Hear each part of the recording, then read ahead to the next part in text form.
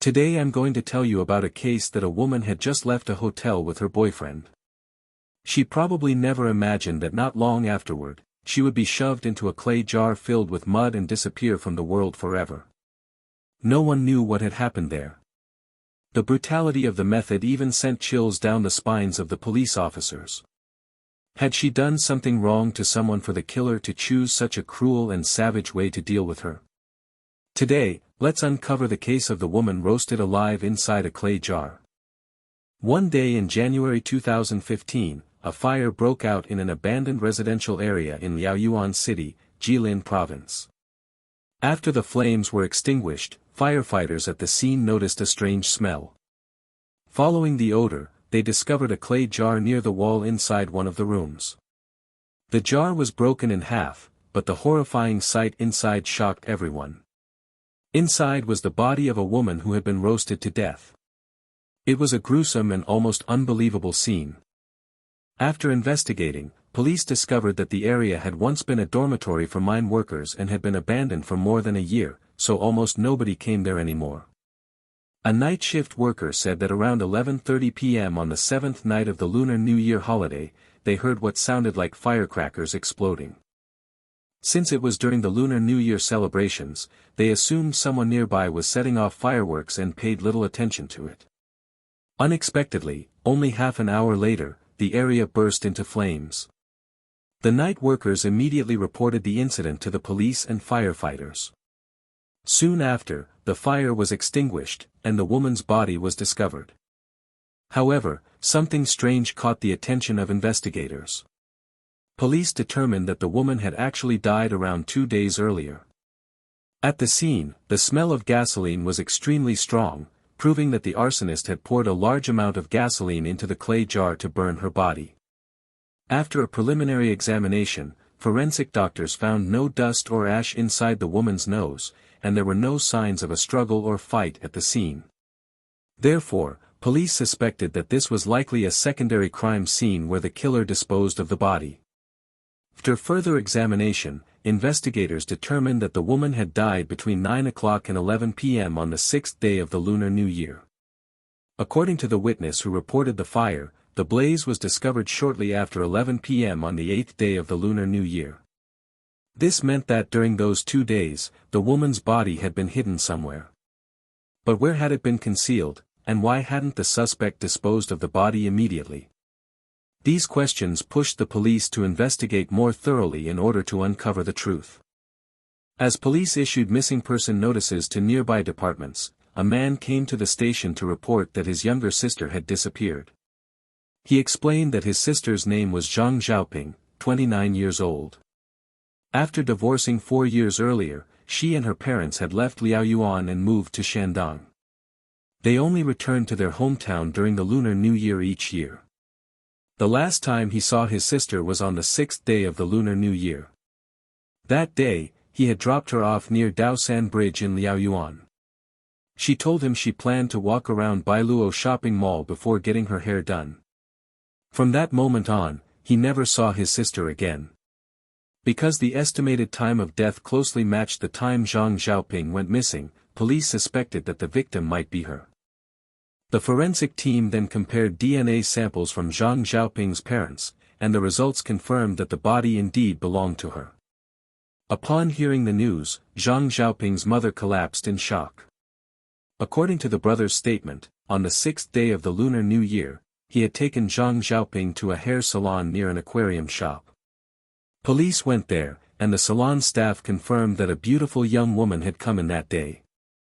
Because the salon was crowded, she had to wait quite a long time. The woman was wearing a sweater with a large white fur collar, and she left the salon at around 6:30 p.m. Using this clue, police confirmed through surveillance footage that Zhang Xiaoping was indeed wearing the white-collared sweater when she left the salon and walked southward. However, the camera further down the road had malfunctioned, so no footage was recorded as she continued heading south. In theory, the woman should have appeared on the next camera at the following southern intersection, yet her image never appeared. Strangely, there were no side roads along that stretch, meaning she had seemingly vanished on that very road. Within a distance of just 1 kilometer, Zhang Xiaoping had disappeared without a trace. Besides 3 residential complexes, the area also contained numerous shops, hotels, and restaurants. Police immediately began checking the businesses and residential buildings along the road. To everyone's surprise, police eventually discovered traces of Zhang Xiaoping at a hotel. Zhang Xiaoping had lived away from home for years, and whenever she returned to Liaoyuan, she always stayed with relatives. She had never stayed outside on her own before. That was why the fact that she rented a hotel room on the evening of the 6th day of the Lunar New Year shocked everyone. What was even stranger was that after arriving at the hotel, instead of going to the front desk, she went straight up to the 3rd floor by elevator. She stopped in front of a room and knocked on the door. Once the door opened, she casually walked inside.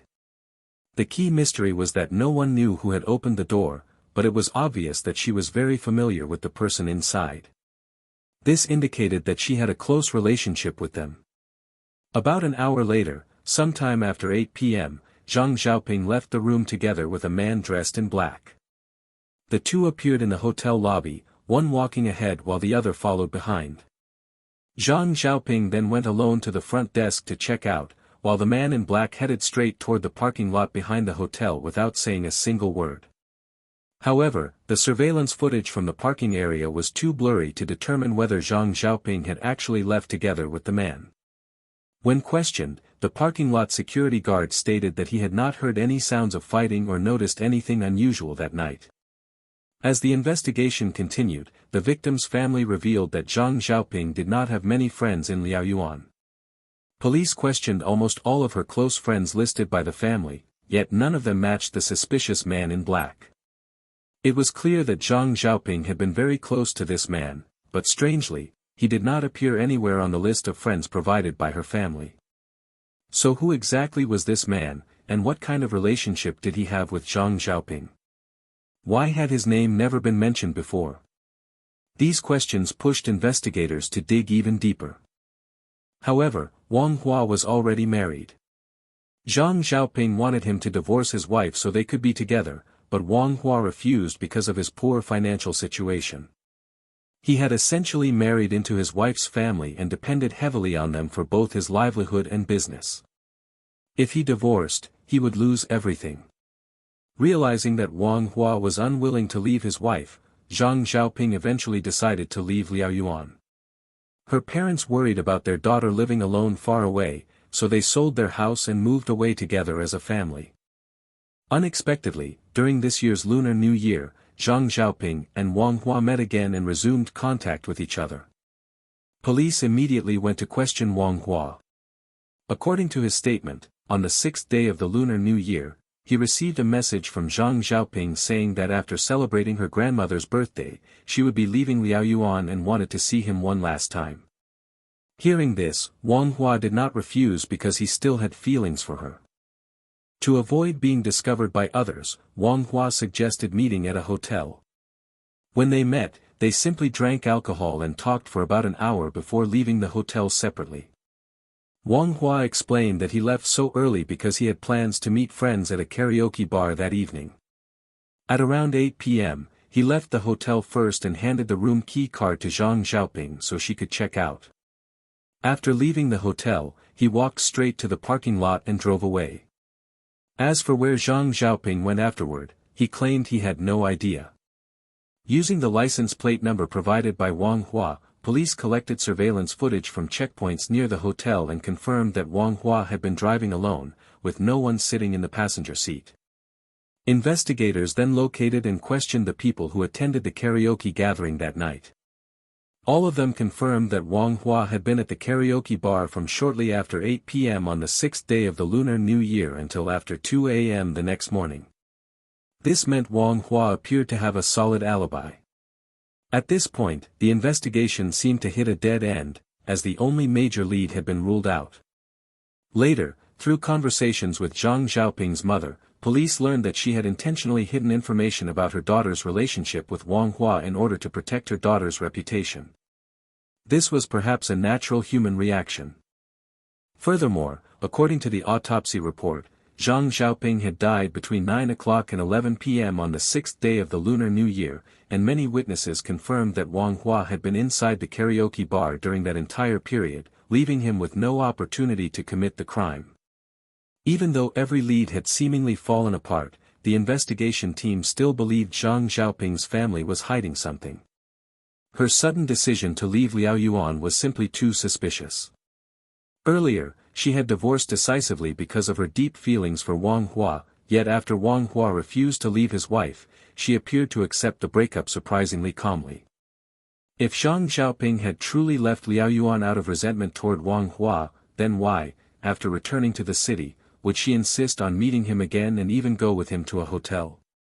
What confused investigators even more was this: if Zhang Xiaoping had left Liao Yuan merely because of heartbreak, why would her parents sell their family home and move away together with her? Elderly people in China often place great importance on the idea of falling leaves returning to their roots, meaning they rarely wish to leave their hometowns late in life. Clearly, there were still many unanswered questions. Eventually, after numerous careful interrogations, Zhang Xiaoping's family finally revealed the real reason they had left Liao Yuan: they feared for their safety. According to her parents, after Zhang Xiaoping's divorce, she confessed to her ex-husband, Li Zhe, that her feelings had changed. Li Zhe became furious upon hearing this, feeling humiliated and betrayed. As a result, he came to assault both Zhang Xiaoping and her family. Ashamed of the situation and worried about their daughter's reputation, the family chose not to report the matter to the police. However, they later learned through Li Zhe's friends that he still intended to seek revenge and would never forgive Zhang Xiaoping. Fearing retaliation, the entire family decided to leave Liao Yuan behind. After Zhang Xiaoping's family moved away, Li Zhe repeatedly tried to track down information about them. He even managed to obtain Wang Hua's license plate number and went to Wang Hua's shoe store several times to demand an explanation, but he never found anyone there. Even afterward, Li Zhe continued gathering information about Zhang Xiaoping for several months, only stopping sometime last year. At present, Li Zhe had opened a small convenience store to make a living, but his previous occupation quickly caught the attention of investigators. In the past, he had worked as a miner in the very same mining area where Zhang Xiaoping's body was later discovered. Could all of this really just be a coincidence? Even more suspicious was the fact that Li Zhe left Liao Yuan immediately after Zhang Xiaoping's death. On the 10th day of the Lunar New Year, he bought a train ticket to Shenyang. Was this yet another coincidence? Based on these clues, investigators suspected that Li Zhe might have discovered Zhang Xiaoping and Wang Hua together in the hotel room that night, causing him to seek revenge. Considering Li Zhe's relationship with the victim, along with his familiarity with the mining area, it was entirely possible that he could have committed the murder and disposed of the body there. However, the fact that Li Zhe had left Liao Yuan alone was still not enough to conclude that he was the killer. The most important task now was to find Li Zhe immediately and clarify the situation. Police soon located and interrogated him. According to Li Zhe, he had left Liao Yuan on the 10th day of the Lunar New Year to celebrate the holiday with his girlfriend's family in Shenyang. He also stated that on the night of the 5th day of the Lunar New Year, he had been drinking with several friends until morning and then spent the next 2 days with his girlfriend. Li Zhe admitted that he once deeply hated both Zhang Xiaoping and Wang Hua, but after being persuaded by family and friends, he had gradually moved on from his failed marriage and started a new relationship. He insisted that he had long forgotten Zhang Xiaoping and had neither the motive nor the opportunity to commit the crime. With Li Zhe's testimony, along with confirmations from both his friends and girlfriend, police seemingly found no evidence linking him directly to the case. Once again, the investigation hit another dead end. Even though suspicions surrounding both Wang Hua and Li Zhe had seemingly been dismissed, police still felt that both men possessed strong motives for committing the crime. Their alibis relied mostly on verbal testimony, with no solid evidence to fully confirm them. At that moment, a traffic violation record involving Wang Hua suddenly caught investigators' attention. At around 9 p.m. on the 5th day of the Lunar New Year, Wang Hua's car had been recorded speeding along Meiqing Avenue, a road located only about 4 kilometers from the place where Zhang Xiaoping's body was burned.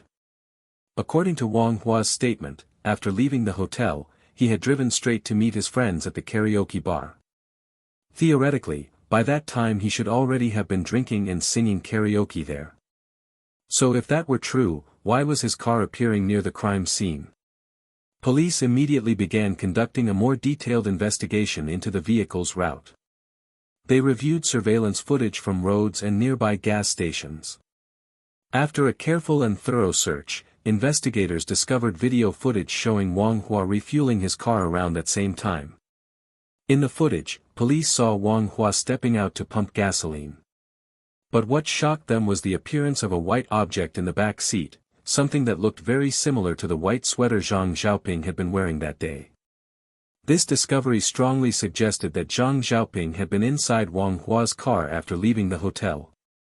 As the investigation continued, police discovered that Wang Hua's car had traveled multiple times between the city and the abandoned mining area during the 7th and 8th days of the Lunar New Year. This discovery only deepened suspicions that Wang Hua was connected to Zhang Xiaoping's murder. Based on the newly collected evidence, police immediately decided to arrest and interrogate him. In the end, faced with overwhelming evidence he could no longer deny, Wang Hua confessed that he had killed Zhang Xiaoping and burned her body in an attempt to cover up the crime. With Wang Hua's arrest and confession, the Zhang Xiaoping case was nearly solved, though several mysteries still remained unanswered. On the night of the 5th day of the Lunar New Year, many witnesses confirmed that Wang Hua had been inside the karaoke bar, yet his car had appeared near the abandoned mining area. How could he seemingly be in two places at once? And why had Zhang Xiaoping always been sitting in the back seat of the car? Had she already died at that point? If the mining area was only the secondary crime scene, then where was the original murder scene? According to Wang Hua, after Zhang Xiaoping left Liaoyuan, they lost contact. However, on the eve of the 2015 Lunar New Year, Zhang Xiaoping returned to Liaoyuan and contacted him again, reigniting their old feelings. The two met several times at hotels, and Zhang Xiaoping once again brought up the subject of marriage. But Wang Hua could not abandon his current life for her. Wang Hua confessed that on the 5th day of the Lunar New Year, the two met again. This time, Zhang Xiaoping told him that she had sacrificed too much by divorcing because of him and now had to live alone far from home. Feeling deeply hurt, she threatened to ruin Wang Hua's reputation unless he gave her money. Furious after hearing this, Wang Hua lost control, and the two began arguing intensely. Under Wang Hua's deception, the two drove together to an abandoned house in the mining area because he was afraid someone might see them. Wang Hua instructed Zhang Xiaoping to sit in the back seat of the car. However, before taking her there, Wang Hua first drove to a karaoke reunion gathering. When they arrived, he got out of the car and left Zhang Xiaoping waiting inside. After entering the karaoke bar, Wang Hua drank with everyone for a while before secretly slipping away, returning to the car, and driving Zhang Xiaoping to the abandoned house in the mining area. By doing this, Wang Hua intentionally created an alibi to make it appear that he had no time to commit the murder. After arriving at the abandoned house, the two continued arguing. In a fit of rage, Wang Hua grabbed a brick and struck Zhang Xiaoping hard in the back of the head, killing her instantly. He then hid her body inside the clay jar before returning to the karaoke bar to continue drinking and socializing with his friends as if nothing had happened. 2 days later, still feeling uneasy, Wang Hua brought gasoline to the mining area, poured it into the clay jar, and set everything on fire in an attempt to destroy the evidence. And with that, the horrifying truth behind the case was finally revealed. That concludes today's case. What are your thoughts about this story? Feel free to leave your opinions in the comments below so we can discuss it together. See you all for the next cases. Please like and subscribe to my channel to support me.